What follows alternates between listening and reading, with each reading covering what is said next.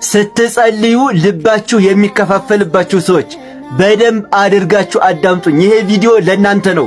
ሁላችሁም ይሄን ቪዲዮ ሼር፣ ኮፒ ሊንክና ላይክ እያደረጋችሁ ለሁሉም አዳርሱልኝ። ሁላችሁም አዲሱም ቤታችንን የዘላለም ሕይወት የሚለው ማለት ነው ሁላችሁም ፎሎ አድርጉት። በ15 ቀን 100,000 መግባት አለብን እና ብዙ ጊዜ ስትጸልዩ ልባችሁ ክፍልፍል ይልባችኋል። እንደውም አስባችሁት የማታውቁት ሐሳብ ጭምር የሚመጣላችሁ ጸሎት ስትጀምሩ ነው። እንደውም አንዳንድ ቀን እኮ ብንን የምትሉት ጸሎታችሁን ስትጨርሱ ነው። እንዴ አንዳንድ ቀንማ ጸልያለሁ ወይንስ አልጸለይኩም የምትሉበት ቀን ራሱ አለ። እየውላችሁ እናንተ ብቻ አይደላችሁም። ከሊቅ እስከ ደቂቅ ልቡ የማይከፋፈልበት ሰው በፍጹም የለም። ይሄ እንደምላችሁ ግን ልባችሁ ይከፋፈል እያልኳችሁ አይደለም። ነገር ግን እኔ ብቻ ነኝ ብላችሁ ጸሎት እንዳታቋርጡ ነው። አንዳንድ ቀን እኮ እኔ በቃ ልቤ እየተከፋፈለ ነው ባልጸልይስ እንድትሉ ያደርጋችኋል። ማን? ሰይጣን። ነገር ግን በፍጹም እናንተ ብቻ አይደላችሁም፣ ሁሉም ይከፋፈልበታል። ስለዚህ ምንድነው መፍትሄው? ዝም ብላችሁ ጸልዩ። ይኸውላችሁ እባብ አይነ ስውር ዱላ ይዞ ቢያየው ዱላውን ነው እንጂ የሚመለከተው ሰውየው አይነ ስውር መሆኑን አያውቅም። ነገር ግን ዱላውን ስላየ እባቡ ምን ይላል? ይሸሻል። ይኸውላችሁ ምንም እንኳን ከልባችን ባይሆን ሰይጣን ከአፋችን የሚወጣው የእግዚአብሔር ቃል ያቃጥለዋል፣ ያባረርልናል፣ ያርቅልናል። ምኑ? ከአፋችን የሚወጣው የእግዚአብሔር ቃል። ስለዚህ ዝም ብላችሁ ሳታቋርጡ ጸልዩ፣ እንዳታቋርጡ። ምክንያቱም ሰይጣን ከልብሽ አይደል ብትተዩ አይሻልሽም ይልሻል። ነገር ግን በፍጹም ጸሎት እንዳታቋርጭ። ሐሳብ አስተያየታችሁን ኮሜንት ላይ አስቀምጡልኝ። ሁላችሁም ሼርና ኮፒ ሊንክ እያደረጋችሁ ለሁሉም ማዳርሱልኝ። እንዳልኳችሁ ቤቱን ሁላችሁም ፎሎ አድርጉ። እወዳችኋለሁ። ክብር በሉልኝ። ሁልጊዜም ደስ ብሎኝ የምውልበት ቀን መቼ እንደሆነ ታውቃላችሁ? የእመቤታችን የድንግል ማርያም ቀን በ21 በቃ በየወሩ ደስተኛ ነኝ። ምንም እኮ አግኝቼ አይደለም፣ እኔ እንጃ በቃ ሰውነቴን ቅልል ይለኛል። በቃ እኔ እንጃ ባልበላ ራሱ እንደዚሁ ደስተኛ ነኝ። በቃ የሆነ ምንም ሳታገኙ የሆነ ደስተኛ የምትሆኑበት ቀን የለም። ያ ቀን የእመቤታችን ቀን ነው ለእኔ ማለት ነው። እኔ እንጃ አላቅም፣ በቃ ምንም ምክንያቱን አላቅም። ብቻ በድንግል ማርያም ቀን በጣም ደስተኛ ነኝ።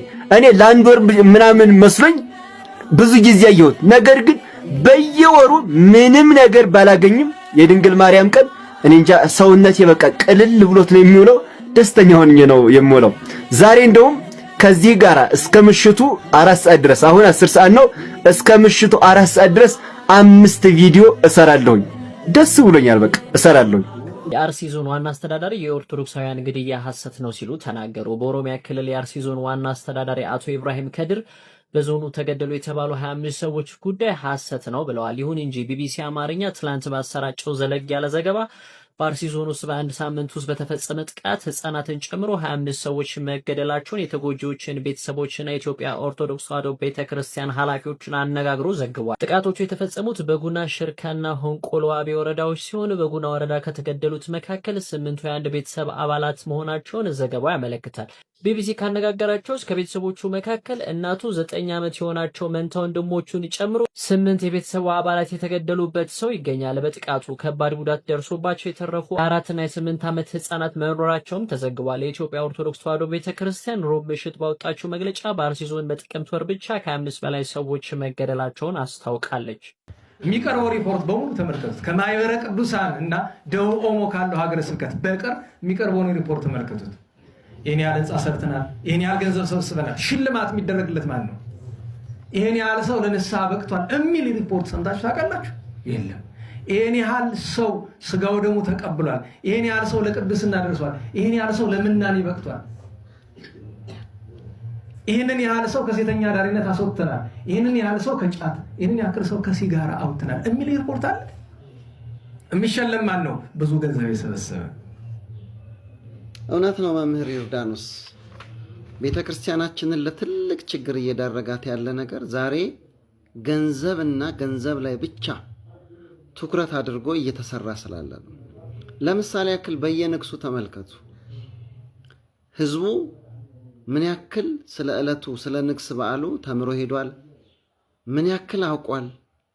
ምን ያክል ተረድቷል ሳይሆን በመጀመሪያ ደረጃ ህዝቡን የስም ድርደራ እንትን በማለት ያሰለችቷል። ከዛ ቀጥሎ የገንዘብ ልመናው ህዝቡን ናላውን ያዞረዋል። በአንድ ክብረ በዓል ላይ 4-5 ጊዜ ልመና ይካሄዳል። የሚሰጠው ግን አንድ ሰው ነው። አንድ ይሄ ነው። 2 ገንዘብ በእርግጥ ያስፈልጋል። ገንዘብ አይኑር አይባልም። ግን ገንዘብ የሚመጣበትን መንገድ ሳያስተካክሉ ቁጭ ብለው ብቻ ኢቭን ቅዳሴ በስነ ስርዓት የማይቀደስበት ንዋያተ ቅድሳት ያልተሟላ ቤተክርስቲያን ከዓመት ዓመት ዝግ ሆኖ የሚያገለግል ያለ ቤተክርስቲያንን ዛፍና እንጨት ሸጠው ያለ ሪሶርስ ሸጠው ፐርሰንት እንዲያስገቡ የሚደረግበት ሂደት ነው ያለው። ተመልከቱ። በየዓመቱ 1 ሚሊዮን ሲሰጥ የነበረው አሁን 2 ሚሊዮን 3 ሚሊዮን ሊቃነ ጳጳሳቱ እርስ በርስ በዛ በቅዱስ ሲኖዶስ ስብሰባ ላይ የሚመሰጋገኑት ፐርሰንት ባስገቡበት ነው። አሁን በዚህ ዓመት እንግዲህ አይታችኋል። ብዙ ሀገረ ስብከቶች የሞተር ሳይክል ተሸልመዋል። የተሸለሙት 3 ሚሊዮን ሲያስገባ የነበረው 9 ሚሊዮን አስገብቶ፣ 4 ሚሊዮን ሲያስገባ የነበረው 10 ሚሊዮን አስገብቶ ፐርሰንት ነው። ስንት ምዕመን በንስሐ አባት ተይዘዋል። ምዕመናኑ በንስሐ አባት ክትትል እየተደረገላቸው ነው። ንስሐ አባት ምን ያክል ልጆቹን ይከታተላል የሚል ሪፖርት አንድ አልተሰማም።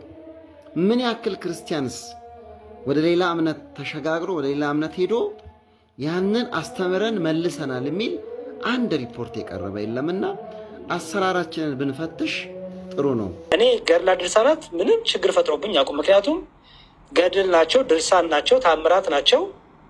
የአንዱ ቅዱስ የተጻፈበት ነው፣ ህይወት የተጻፈበት ነው፣ እንማርበታለን። ከአጋንንት ጋር ከጣዖት አምላኪያን ጋር ከክፉ መናፍስት ጋር ያደረገውን መጋደል የምንማርበት ነው። ለምሳሌ አንድ ነገር ላሳይ። ለምሳሌ ቅዱስ ጳውሎስ እንዲህ ብሎ በዕብራውያን መልእክቱ እንዲህ ብሎ ጻፈልን። ዕብራውያን ላይ ቃል አለ። ምን ይላል መሰለ? እሺ እንዲህ ይላል ዕብራውያን 11 ላይ የአንበሶችን አፍ ዘጉ። በደንብ አስተውል። የአንበሶችን አፍ ዘጉ፣ የእሳትን ኃይል አጠፉ፣ ከሰይፍ ስለት አመለጡ፣ ከድካማቸው በረቱ፣ በጦርነት ኃያሎቹ የባህር ጭፍሮች በድንጋይ ተወግረው ሞቱ፣ ተፈተኑ፣ በመጋዝ ተሰነጠቁ፣ በሰይፍ ተገድለው ሞቱ። ሁሉን እያጡ መከራን እየተቀበሉ እየተጨነቁ የበግና የፍየል ለጦ ለብሰው ዞሩ። ዓለም ያልተገባቸውን በምድረ በዳና በተራ በየዋሻው በምድረ ጉድጓድ ተቅበዘበዙ ይላል። አሁን ለአንተ የምጠይቅህ እስቲ አንድ ፕሮቴስታንት ከመጽሐፍ ቅዱስ ከዘፍጥረት እስከ ራእይ በመጋዝ የተሰነጠቀ ያሳየን። ከየት መጣ ይሄ? ቅዱስ ጳውሎስ ሲጽፈው ከየት አምጥቶ ነው?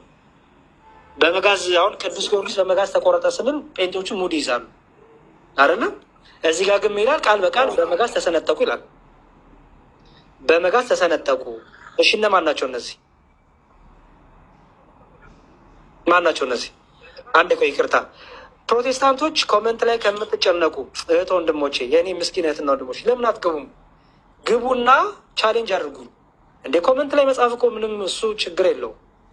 ግቡና ቻሌንጅ አድርጉኝ ፕሊዝ። በጣም ቻሌንጅ ልታደርጉ ይፈልጋሉ በዚህ ጉዳይ ላይ። እግዚአብሔር በቅዱሳኑ አይሰራም፣ ቅዱሳኑ አይሰሩም የሚለኝ ሰው ካለ ይግባ። የአንተና የኔ ክርስቶስ ልዩነቱን እናያለን።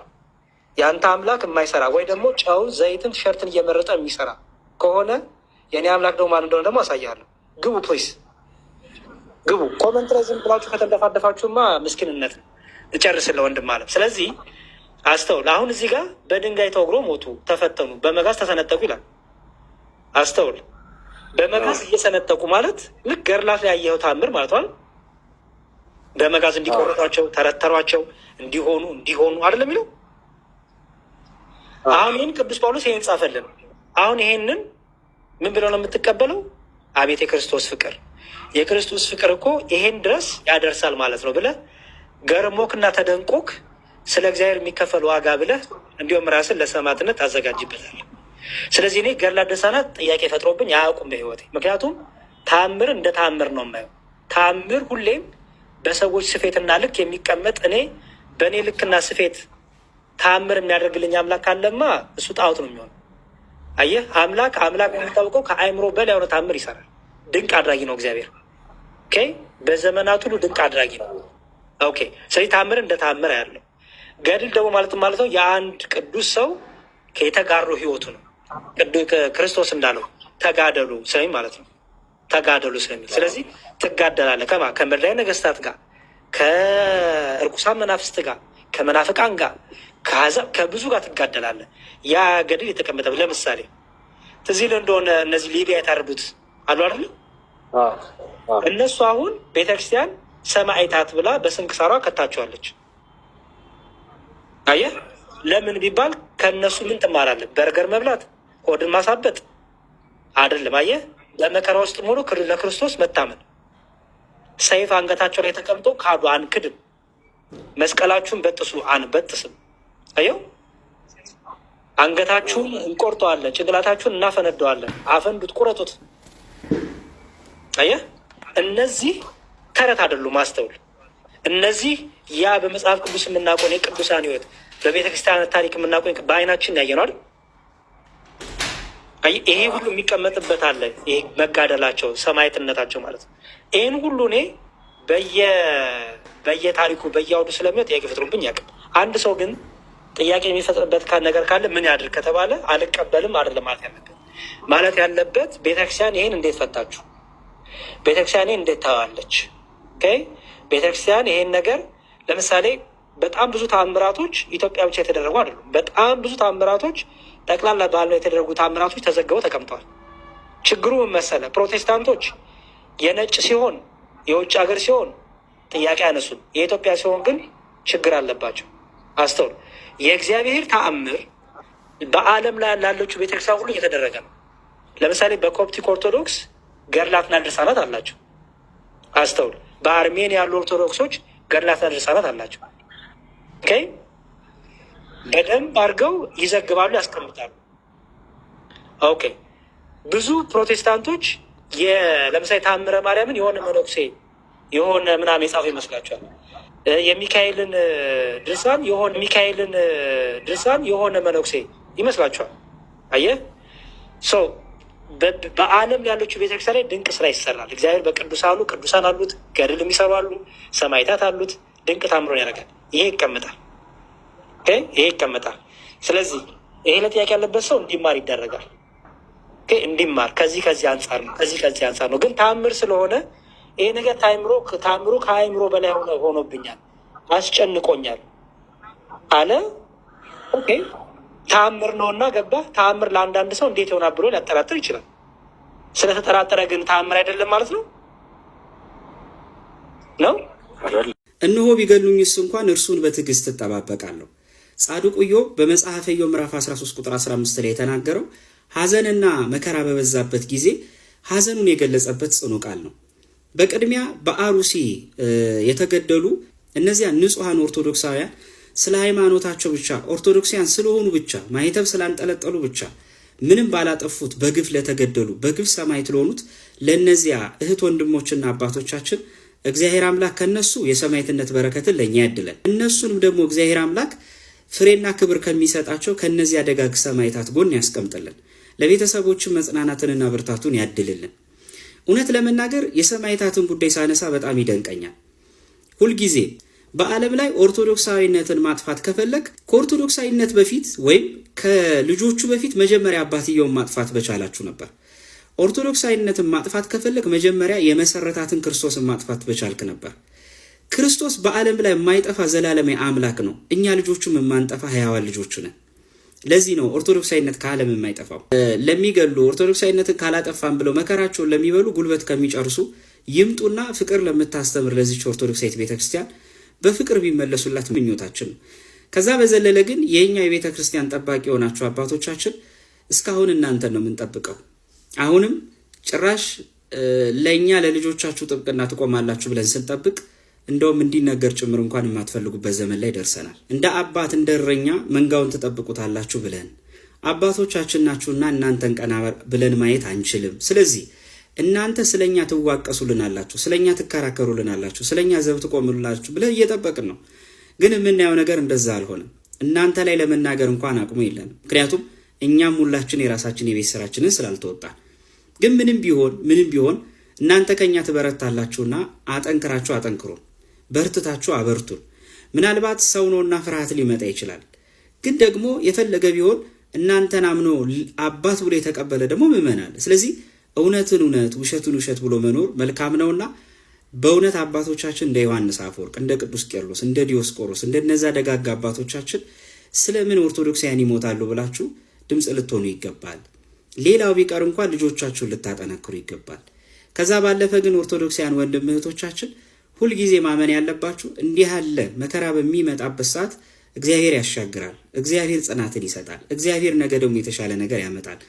እያንዳንዱ የሰማዕታት ደም የሚፈስ ደማቸው ዘር ሆኖ እልፍ ሰማዕታትን እንዲያፈሩ ያደርጋቸዋል። በዚሁ አጋጣሚ ኢዮብ የተናገረውን ንግግር አሁንም ደግማችሁ አስቡ። እነሆ ቢገሉኝ እንኳን እርሱን በትዕግስት እጠባበቃለሁ ብሏል።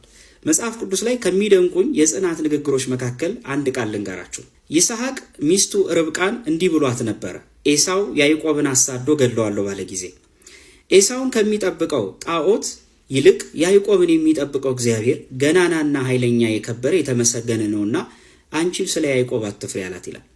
ምንም በሞት መካከል እንኳን ምንሄድ፣ ምንም ኦርቶዶክሳዊነት ቢጠላ፣ ምንም ብዙዎች ሰማዕታት ቢሆኑ፣ ምንም ብዙዎች በመከራና በእሳት ቢያልፉ፣ ወደርንም ጠላንም ግን ሁል ጊዜ ከፍ ብላ የምትሄድ ኦርቶዶክሳዊት ቤተክርስቲያን ናት። እግዚአብሔር አምላክ በድጋሚ ለሞቱ ሰማዕታት በደጋጉ ቅዱሳን ጎን ያቆምልን። ከነዚህም ከሰማዕታት በረከት ረድኤታቸውን ያሳትፈን። ለቤተሰብ ብርታት ጽናቱን ያድልልን። እግዚአብሔር አምላክ ቤተክርስቲያናችንን ይጠብቅልን። ብራችሁን እንዳትበሉ አስቸኳይ ጥንቃቄ መልእክት ነው፣ አዳምጡት። ሰናይ ዘመን ትሬዲንግ እና ዓለም ፋና የጉዞና የቪዛ ኃላፊነቱ የተወሰነ የግል ማህበር የሚባሉ ሁለት ድርጅቶች ከየትኛው ሚኒስቴር መስሪያ ቤት ፍቃድ ሳይሰጣቸው እንግዲህ በሶሻል ሚዲያ ላይ ህጋዊ ተቋም ነን ከላይ የምትመለከቱት ደብዳቤ ተሰጥቷል፣ ለስራና ለትምህርት ወደ ውጭ ሀገራት እንልካለን በማለት እንግዲህ የተለያዩ ማስታወቂያዎችን እየሰሩ ይገኛሉ።